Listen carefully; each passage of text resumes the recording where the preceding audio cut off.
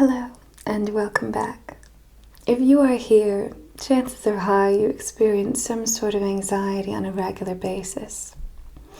Today I want to examine this particular affect, and I say affect rather than emotion or effect because anxiety is a very particular feeling, one that has no clear subject or object. This means that oftentimes when we experience anxiety, we don't know why we are anxious or what is causing that anxiousness. When we consider an anxiety disorder, we call it generalized anxiety, which in its definition means that it is a feeling without a source. But it is also, importantly, a feeling without an object. We consider anxiety an affect because it is an emotion of inaction, and that when you experience anxiety, you have no clear object on which to release that emotion. Emotions of action, like hate or love, have objects. I love that thing. I hate that thing. I'm angry about this thing. All of those objects allow you to release the emotion, an experience of catharsis. And catharsis, of course, is an ancient Greek term from Aristotle that spoke about how art could help us release emotions, that the experience of the emotion should not be perpetual. But with emotions of inaction, there is no way to release it. There is no catharsis. And therefore we come to this very particular emotion or affect called anxiety.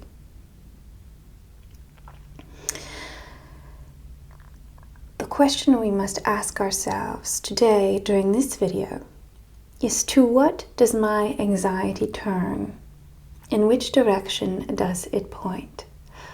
How can I give my anxiety an object, a purpose? Something that we can use to dispel it.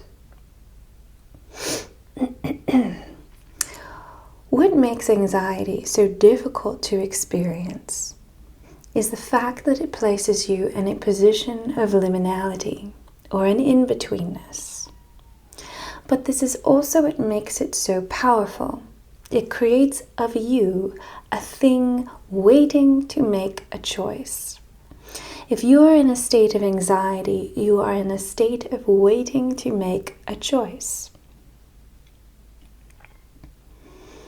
It is up to you to harness that anxiety, and it is up to you to ensure that you choose your own direction and do not allow another person to do it for you.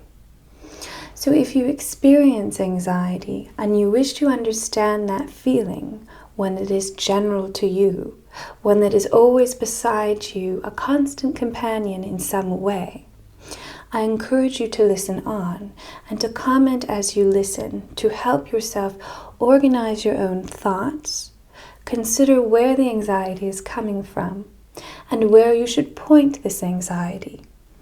How should you transform this affect of inaction into one action? You may share these ideas with us, and I hope you do as we explore them. That being said, this video intends to accomplish two things. It intends to consider anxiety and feelings of inaction within personal and political contexts. If you feel that the words we have always used to describe our experience, our human experience, are failing, that's saying, I feel anxious, I feel sad, I feel fat, that's my favorite, or I feel worthless. All these words cannot actually communicate what you really feel. If this is what you feel when you speak, that they don't actually say what you need them to say, then listen. Because I do believe we are at a point in our lives as a society where we ought to determine new words, those that fit us, because we are different than we were before. In my previous video, I spoke of fascism and how this word ceases now to work.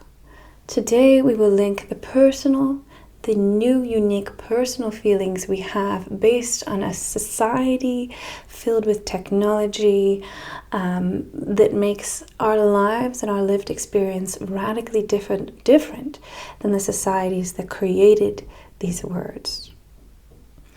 And we will attempt to look at the new words arising that will more successfully describe, to me, the time that we are in. Words like stuplimity, animatedness, techno-feudalism, prosthetic, all of these different words that to me are related to that perpetual feeling of anxiety or state of emergency in which we are all living, or at least I feel that I am.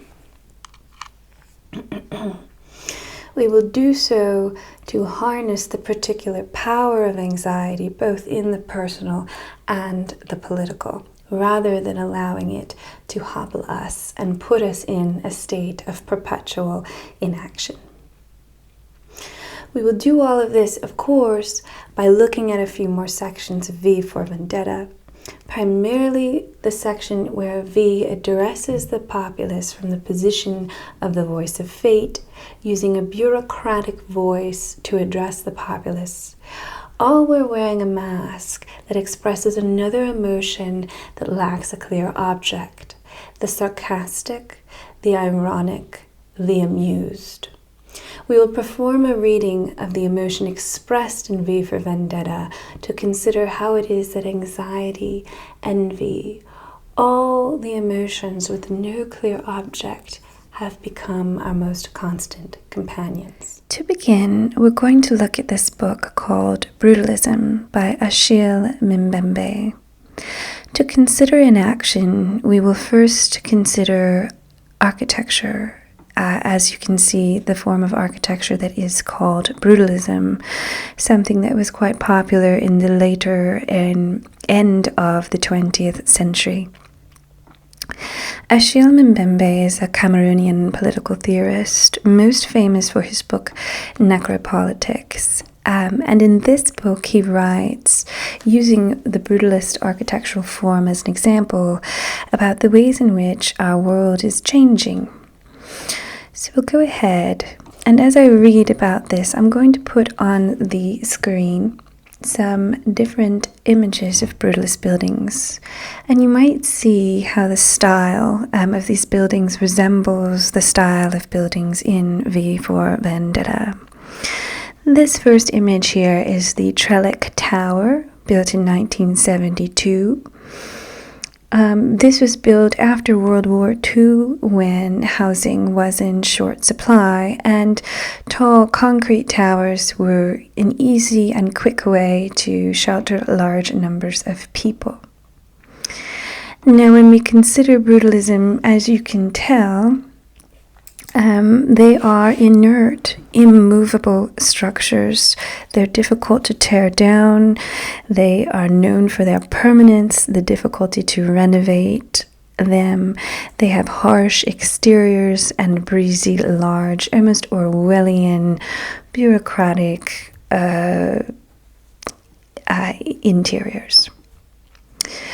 So that inertness is very, very important. They are structures of immobility, and they are also very quickly transformed from the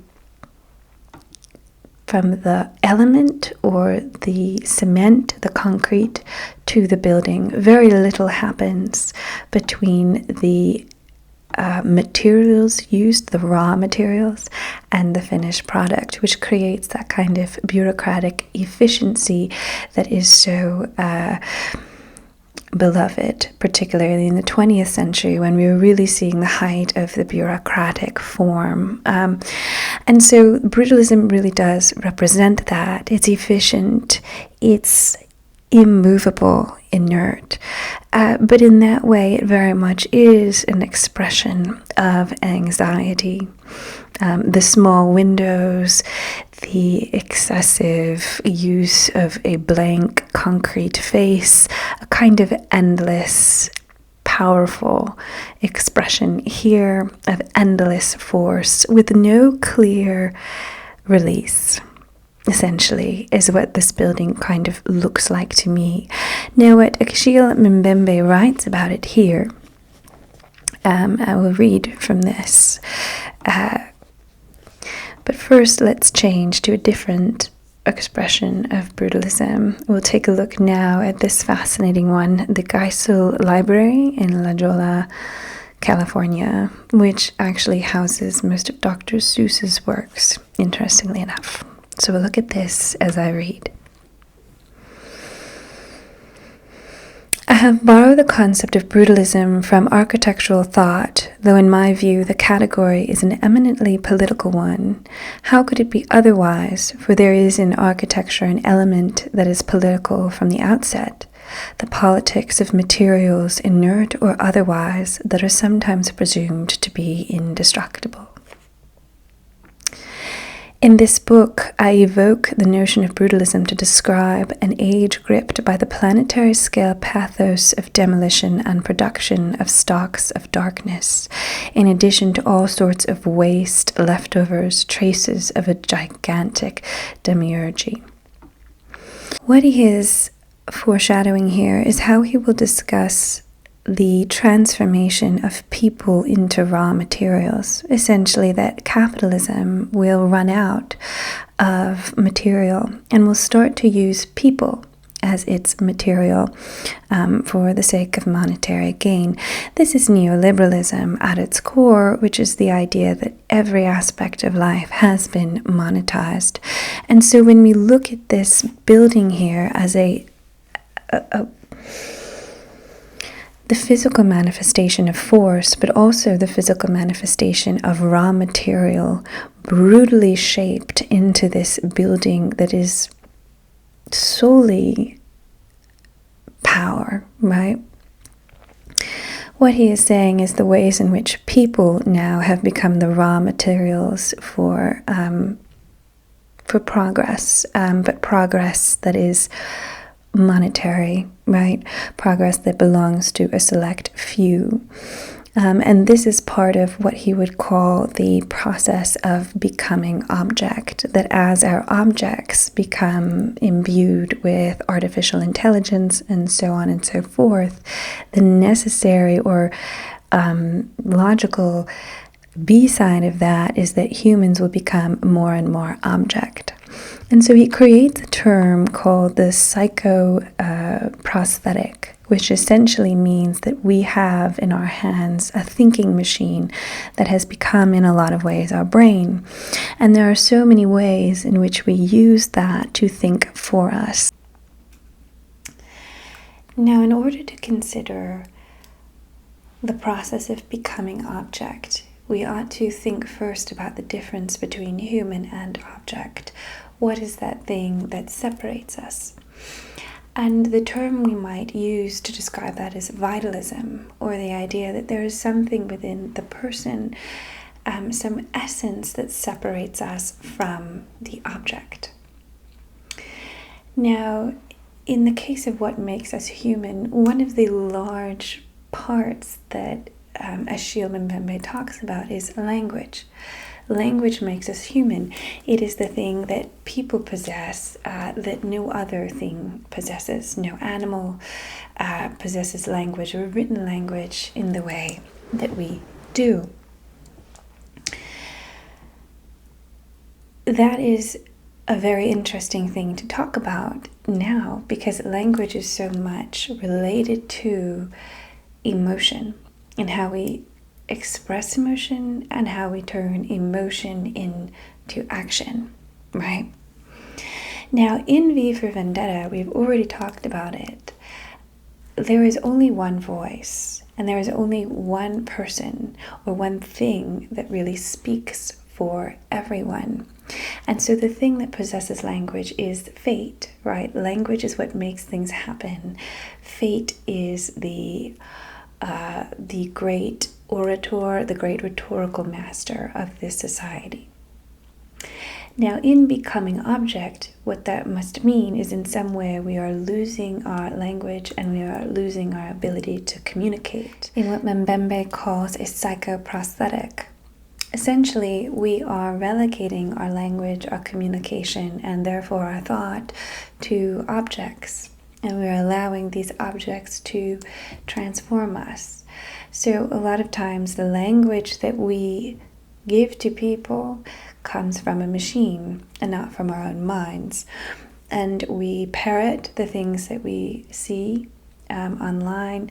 We're not coming up with our own thoughts. In a lot of ways, we are allowing this large ocean of technology, ocean of information to use us rather than are we using it ourselves. And this is particularly important when we think about the voice of fate in V for Vendetta, this voice that is characterized by a single tone, right? A single voice is this great orator, again, that's telling everyone how to perceive the world. We have that voice of fate now that is becoming more and more capable of highly complex language. And that is, of course, the recent partnership between OpenAI and Apple, which is turning Siri into a very capable orator. Essentially, she will be capable of rhetorical strategy, essentially, in a way that typically is reserved to people. And so, essentially, we are now listening to her. And what is her purpose, right? Her purpose is to inform. Her purpose is to perform actions that we ask her to do. But is her purpose to persuade? And how easy is it for her purpose to become persuasion? And so that's something that we ought to watch for. How will this sudden gift of language, essentially to Siri, that great thing that separates the human from the animal or the human from the object, how will that gift transform her ability to interact with us? What does it mean that we are all hearing the same tone? I know you can change your voice, but who does? The same tone, and she is so much a part of all of our lives. So that is something interesting to think about, how Siri's integration with OpenAI does in a lot of ways resemble the voice of fate in V for Vendetta. But again, speaking about humans' capacity to become object, another thing that we think about that separates humans from objects is a goal, an aim, a purpose. And that is, again, when we think of emotions of action, they have a purpose, an object, a reason for being. Do people now have that in the same way that they used to? Mbembe would argue perhaps not, because we are so much obsessed now by this concept of collapsism, which is that the world is careening towards an end. And we don't know what that end will be, we don't know what it will look like, and we don't know when it will happen, but we just feel inside ourselves that an end is coming.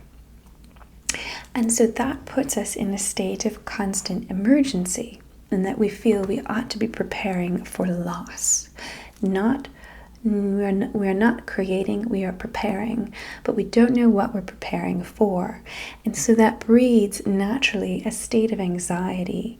And it also creates a state of envy, because as you prepare, what you realize is that what you have is all you will ever have, right?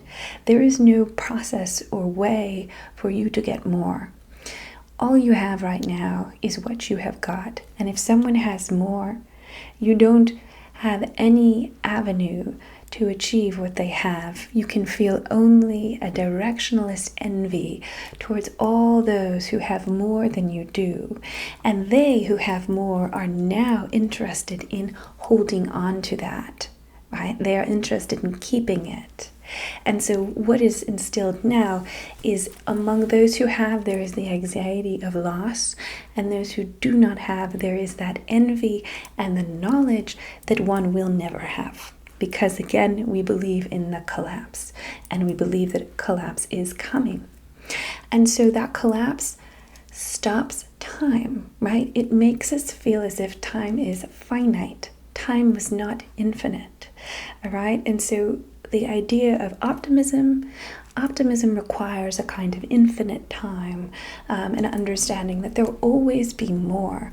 Right now, we are not thinking that there will always be more. Right now, we are saying there is not enough, and we must hold on to what we have. And if we don't have, all we have, the only recourse we have is to feel envy for those that do. Naturally, every single one of these emotions of inaction, preserve or envy, right? These are emotions of inaction. The only way they may give way to action is through an act of rage or violence. And so that's what makes them very dangerous emotions to have. Now, all that being said, this concept of collapsism suggests that as a human race, we don't have a purpose. What was the purpose of humanity through the Enlightenment and etc.? Well, it was a kind of vitalist desire, right? A vitalist desire to pursue the question of what does it mean to be human? What is that vital essence that separates us from object? It was essentially the very Greek pursuit of truth and the concept that such a truth did exist. And how do we pursue that truth? Why we use language, we use reading, we use communication, we use science, we use all of these different senses in order to understand, well, what does it mean to be human? Truth was that thing. But at some point, that purpose for some kind of knowledge got switched up with capitalism, and the desire for money, for resources, and that money and innovation kind of got mixed up. And we could say that it is about Calvinism, right? Calvinism's association with the divine and material goods, and the belief that you were saved if you had more money, and that the more goods you had, the more resources you had, the better God looked upon you. One of the sentiments, religious, theological sentiments, that perhaps was one of the underpinnings of the capitalist system. Perhaps it's that. But it always was the goal, we might think, of humanity, was to consider truth and to become deities ourselves, to understand what it is to be a deity, to have a kind of omnipresence, omnipotence, an omniscience, there you go, an omniscience, right? But in a state of emergency, and when collapsism takes over, that desire, that sense of discovering what is to be human disappears. And so language, that quality that separates man from object, that turns man into a participant in the universe, right? One that is capable of expressing itself in the way that the universe expresses itself. One that is able to make changes much in the way that an asteroid makes changes. Man is a force, right? And sometimes that force can be extraordinary in what we can do. But if we have this kind of concept of collapsism, if our force is constantly to preserve not the earth and its resources, but rather our possessions, right? Then that is when we reach that dangerous object-like place, right? We become a kind of object where we're no longer considering life in art, in symbols. We're not creating complex tools for our movement. Instead, we are not using our tools to progress us towards this kind of truth, but rather we are using our capacities to hurt people and to preserve, and out of fear, and so on and so forth. And we're using that force that we have to manipulate people, rather than to create some sort of togetherness and some sort of also shared memory.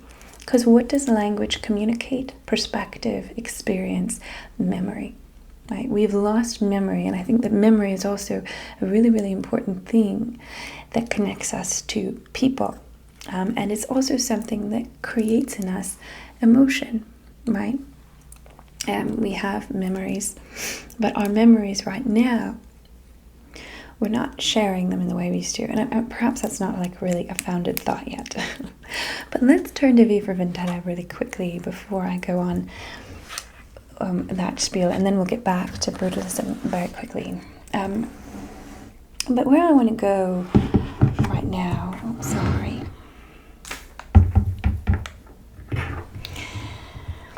is to think about that sense of what is our purpose in life. That preservation is very much stated in V for Vendetta in the character of Rose. And Rose is important because her name resembles that rose that V grows when he's in the concentration resettlement camp.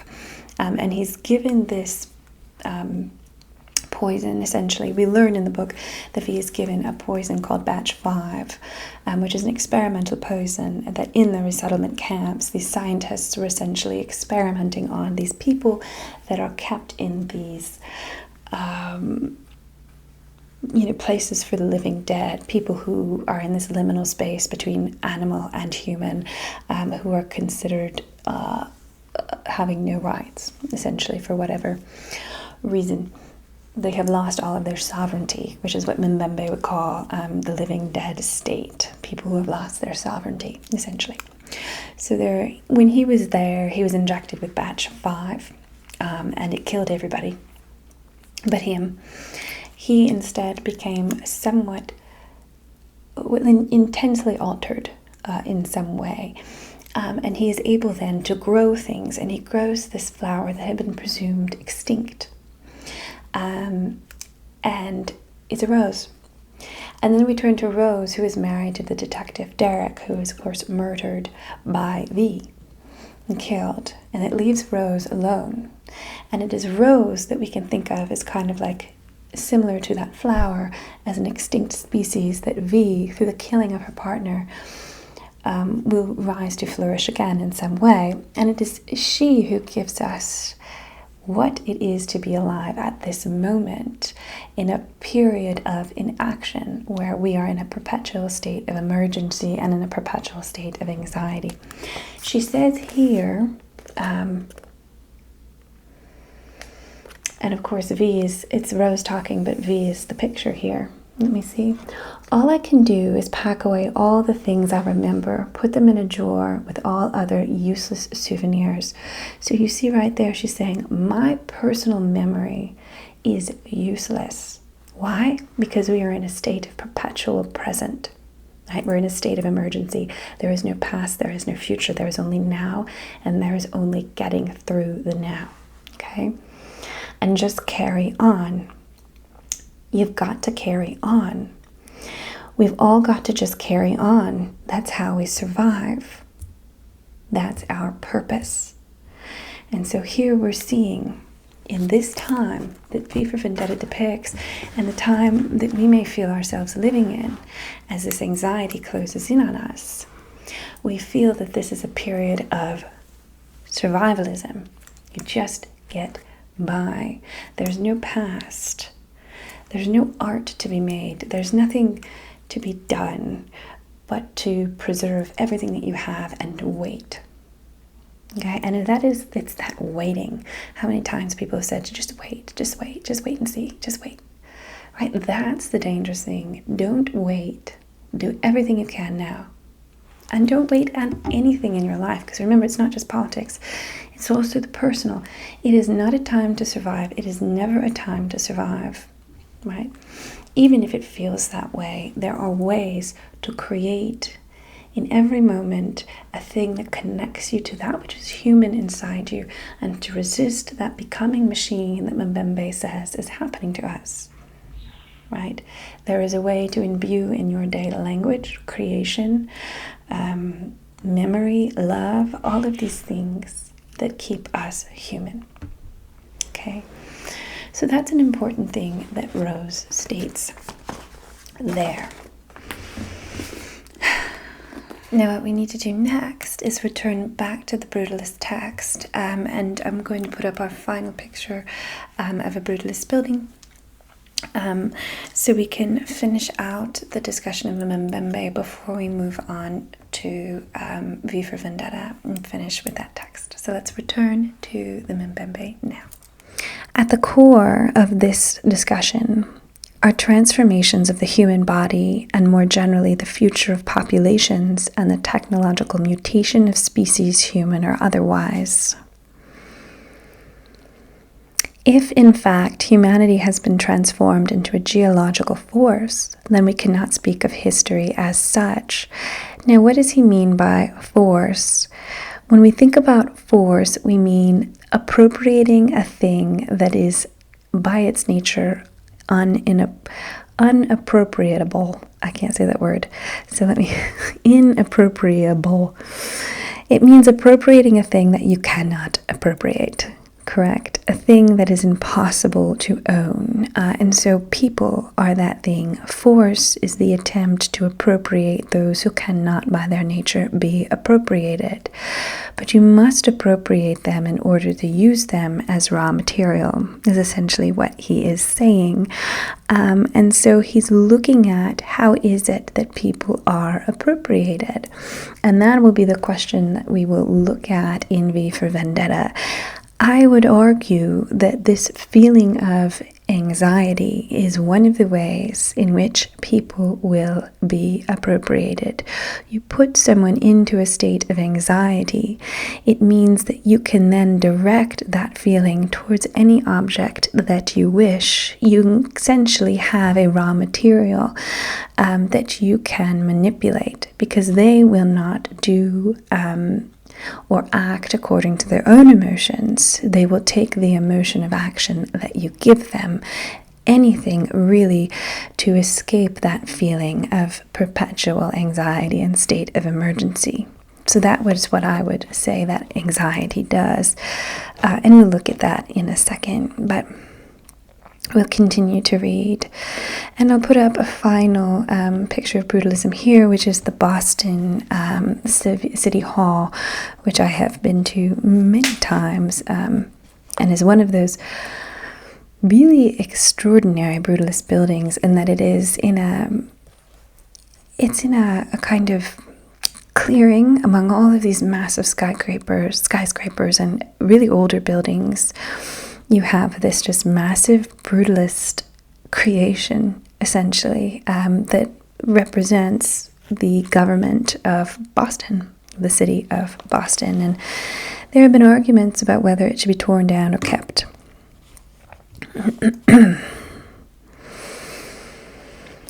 We ought to add to the logistics of fracturing and fissuring those of exhaustion and depletion. Now, exhaustion is another feeling, and exhaustion is related to anxiety, right?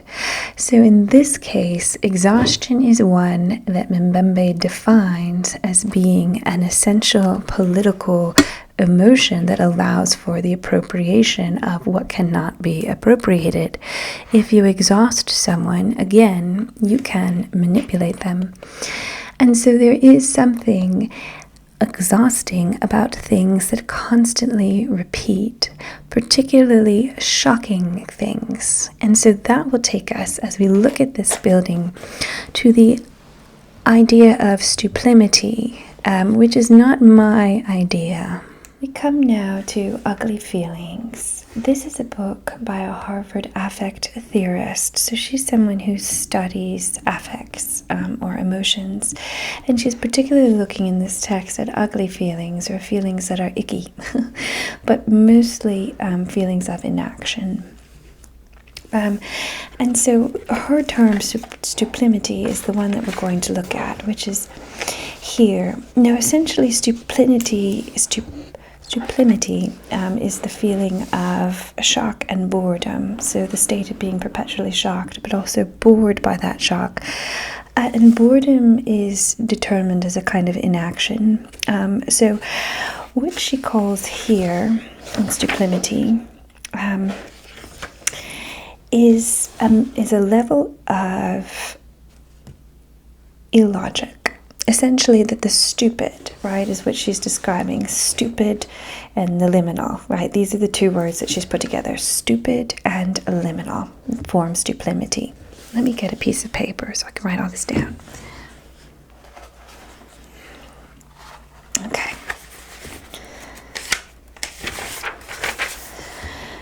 So right down, we have the stupid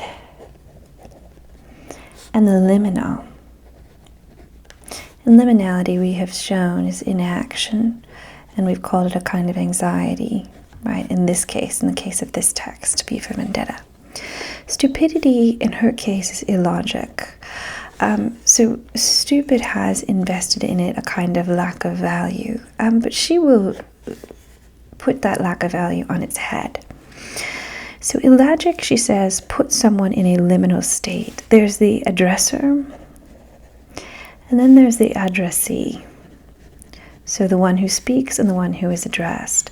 She's saying that illogic, because it is so destabilizing to experience a logic system that is not the ordinary, what happens is it creates in the addressee a kind of paralysis. There's a moment where the addressee must reconfigure to understand the logic of the illogical, essentially. So stuplimity is that sense of perpetually having to reconfigure, and so perpetually being in a state of paralysis, when you are always being in a state of shock, right? Because illogic creates in yourself a kind of shock, as in, how could someone think this? How can this be real, right? And that shock makes you paralyzed, essentially, in a way. Does that make sense? Now, we can look at this in two ways. First of all, we can look at this in the method of conspiracy, right? And the conspiracy theories, we've talked about how their goal is to create an in-group and an out-group, but they are also to befuddle. And there is purpose behind illogic, in this case, if it is targeted. And so it is a method of creating exhaustion and creating paralysis, in that when you are faced with a completely illogical argument, there is no way to argue against it. It is essentially like a stun gun, if we're going to think about it in terms of weaponry, right? So it acts as a stun gun, and then it basically renders you useless when you're in the face of this illogic, because you can't use logic to fight illogic, right? It's impossible. It's a very powerful way to create that paralysis. And so online, we're consistently presented with things that are shocking, right? And what happens is we are put into a perpetual state of paralysis in which we cannot react to it. And so that creates in itself that kind of boredom, and boredom leaves us inactive. Boredom perpetuates. That's the nature of boredom. So what she writes here, she describes sublimity in this Stein passage. Gertrude Stein, modernist, thought a lot about logic and illogic, and how what she said was, what did she say? It's such a good quote that she said. That language, like an occupied territory in a time of war, is in need of rescue. And so in the beginning of the video, when I said that language isn't working anymore, that's kind of what I meant. Language, like an occupied territory in a time of war, is in need of rescue. So here is a passage from The Making of Americans. Okay. One night or day, then, as he sat at his table, head on his hands, he saw himself rise and go. First rise and stand clinging to the table, then sit again, then rise again and stand clinging to the table again, then go, start to go, on unseen feet start to go, so slow that only change of pace to show he went, as when he disappeared only to reappear later at another place, then disappeared again only to reappear again later at another place again, so again and again disappeared again only to reappear again later at another place again, another place, in the place where he sat at his table head on hands. Now what you see here is repetition. The repetition creates exhaustion. It creates a lull. And if the thing that is repeating is something shocking, what it creates is the fact that you will react to the shock in a state of boredom and lullness. So the shock will act as a lullaby and essentially lull you to sleep. And eventually the shock will be normalized. The theme of survival and endurance in the wake of a traumatic loss is conveyed here through a drastic slowdown of language, a rhetorical enactment of its fatigue, in which the duration of relatively simple actions is uncomfortably prolonged through a proliferation of precise inexactitudes.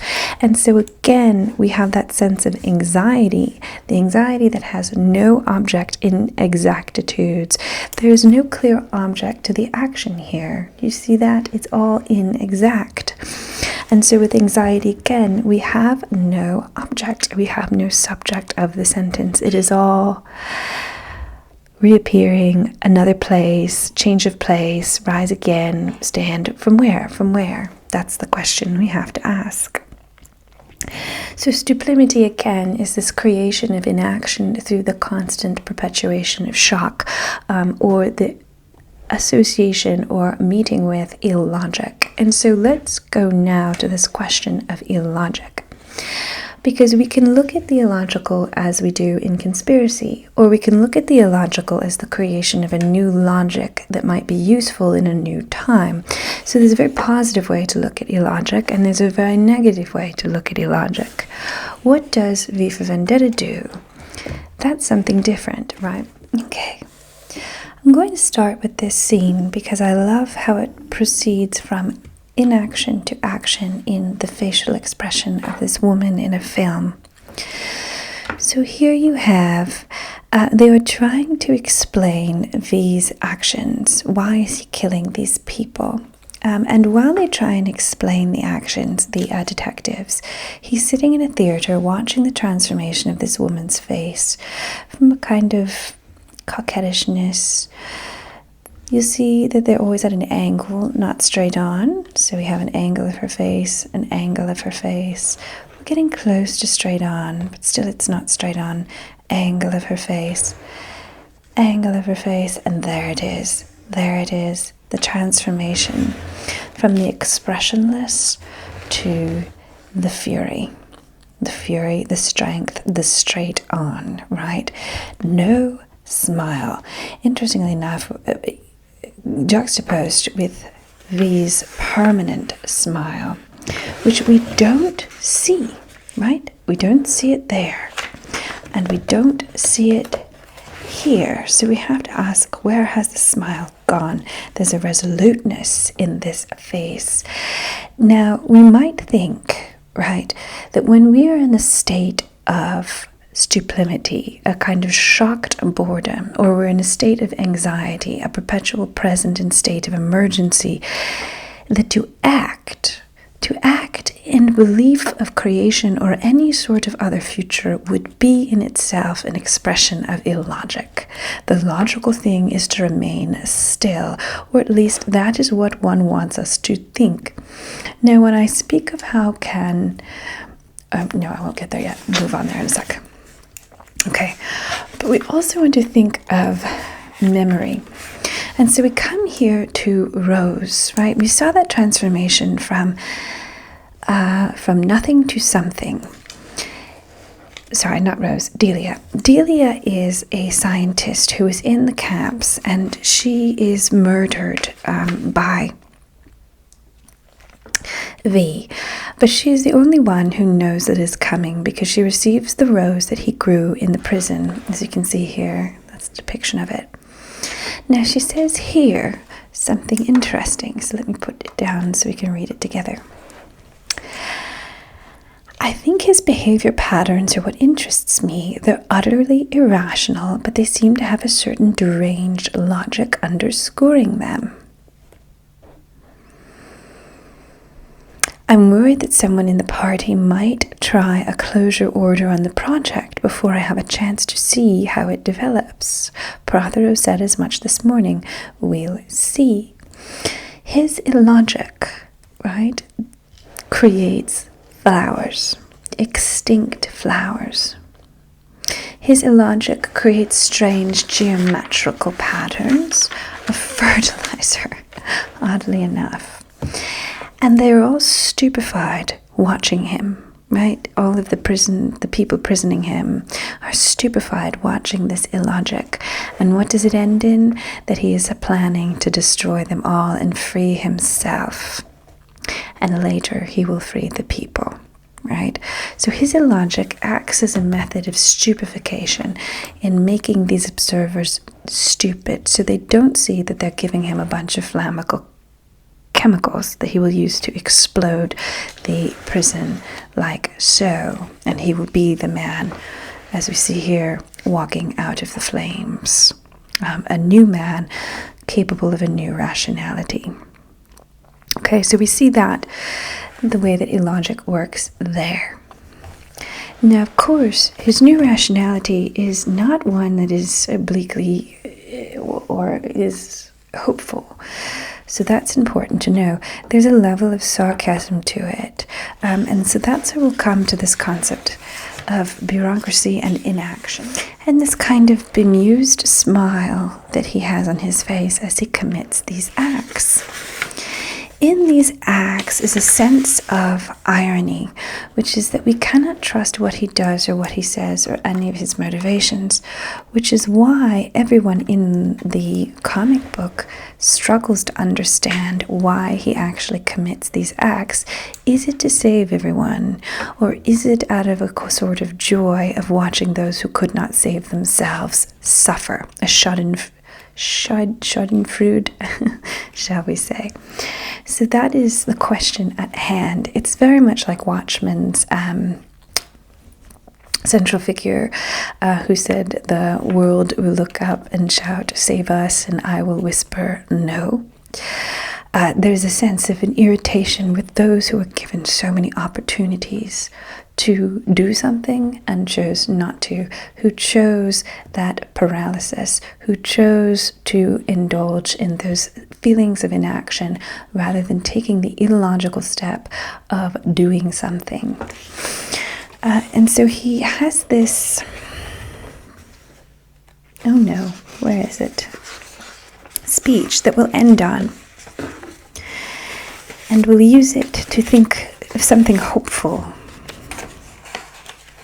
But when we end the video. Okay. So here we are. He gets into the broadcasting station and he broadcasts to people and he speaks to humanity as if they're part of some massive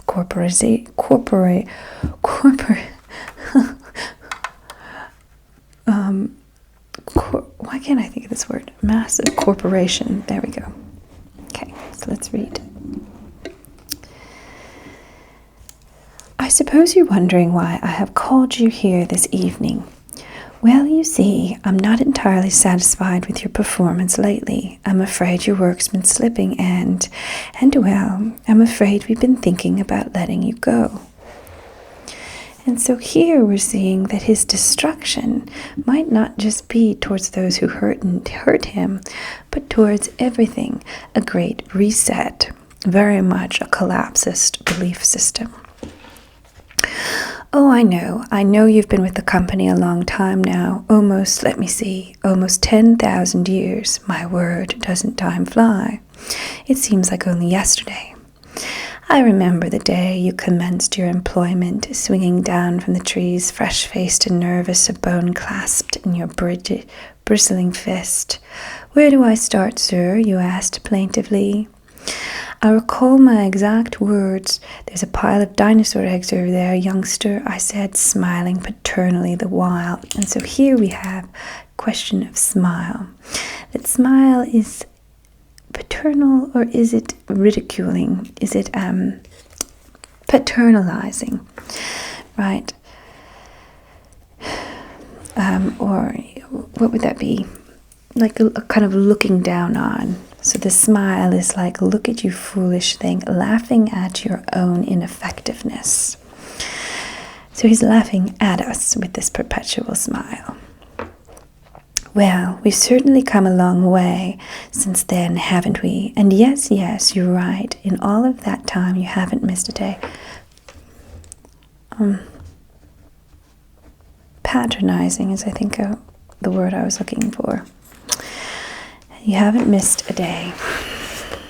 Always coming into work. Well done, thou good and faithful servant. Oh, sir, please don't think I've forgotten about your outstanding service record, or about all of the invaluable contributions that you've made to the company, fire, the wheel, agriculture. It's an impressive list, old-timer, a jolly impressive list. Don't get me wrong. Now, why is he using this bureaucratic language? Probably because in this neoliberal world, what we're seeing is the attempt to make everything bureaucratic and company-like. Every aspect of society. And what does work demand of you? It demands of you to be emotionless. And the work that requires emotion, think about teaching, service, all of these kinds of things, tend to be feminized or racialized, work of care, right? These jobs are feminized or racialized. Why? Because they engage emotion. And this brings us to another term, animatedness,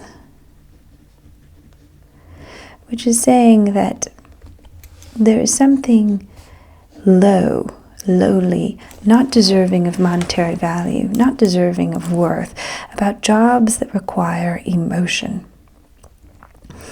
There is something wonderful about the rational and the rationally emotionless, because when we think about rational, we don't think about emotion. Shows of emotion appear to go into the place of illogic, and they go into the place of the inappropriate.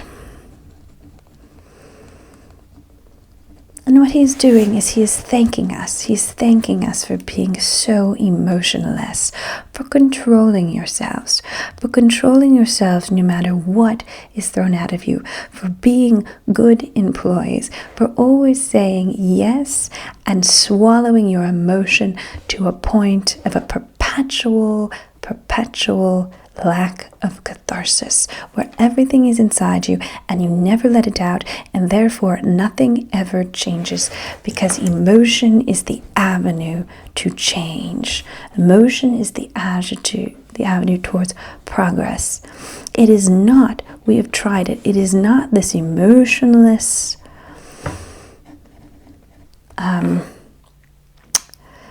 capitalist pursuit.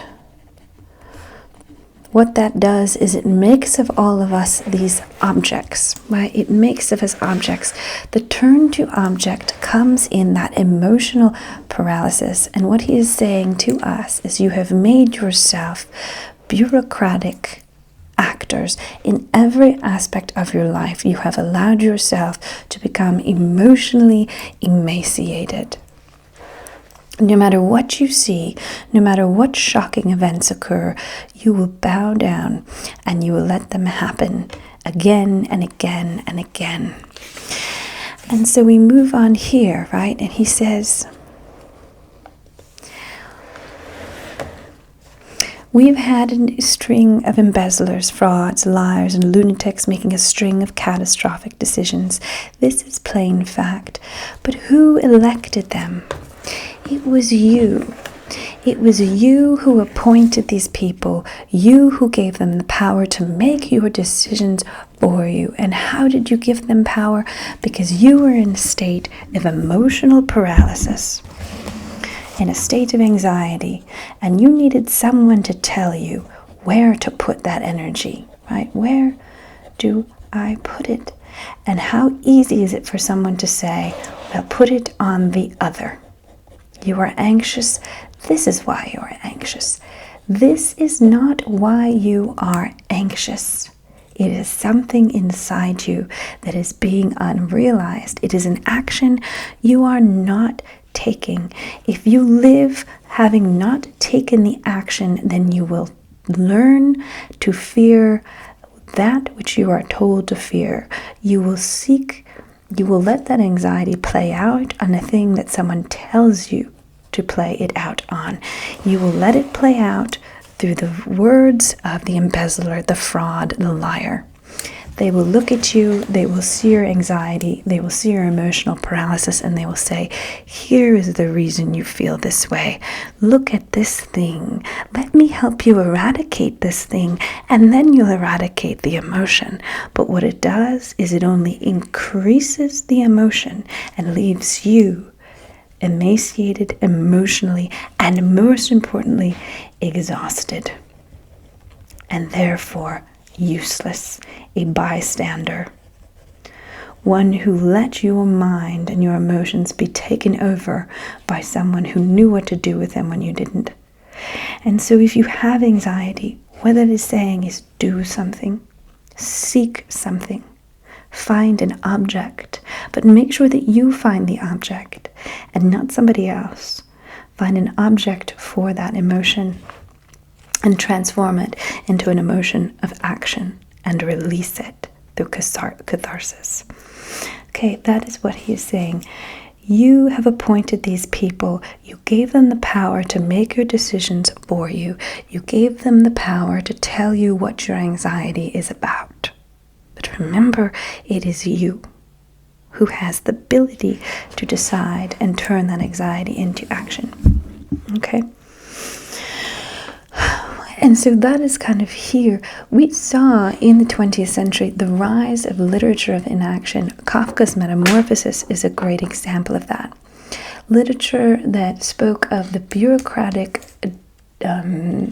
attachment to business, to productivity, and the complete loss of any emotion, because emotion or animatedness is perceived to be weakness and invaluable, when in fact it is the opposite. It is emotion that creates action in the world. It is your sadness, it is your happiness, it is your anger that moves. It is your essence, your human essence is caught in your emotions, and so let them out. So there's so much else I could say, but I don't really have any more words left. I think to say more would be just to muddle what's already there. I have anxiety. I watch ASMR to help with the anxiety. And I've really been thinking about it a lot, right? Why it is the emotion that so much of us profess to have as a society. And I think it's that we just become emotionally stunted, and we can't just say what we want. We can't just do what we want. There are so many ways that we're stopped from that. And so all I can say is this. Remember, look into your own memories, look into your own experience, and pull from that an object, a real object, a thing to do, a thing to create. And that is how you will release yourself from those anxious thoughts. So take this as an invitation to think not about what the world tells you, but what you have seen. Think of your memories. Think of what future they might create.